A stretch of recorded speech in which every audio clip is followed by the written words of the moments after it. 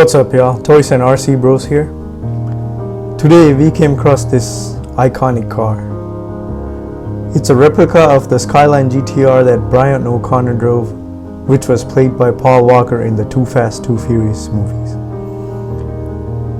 So we thought of featuring this car on this channel with an unboxing and some drifting in honor of Paul Walker, who passed away November 30th, 2013.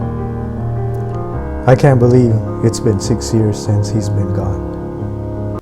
So this is a Jada RC, the Skyline GT-R R34 drift car. Let's go to the back.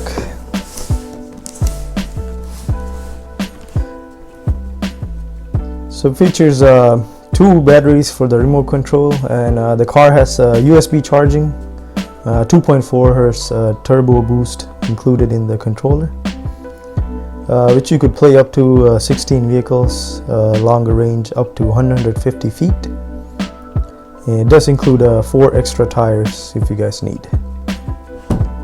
We would like to dedicate this video to all the Fast and the Furious fans all around the world. If you like this video, give us a thumbs up and smash that subscribe button.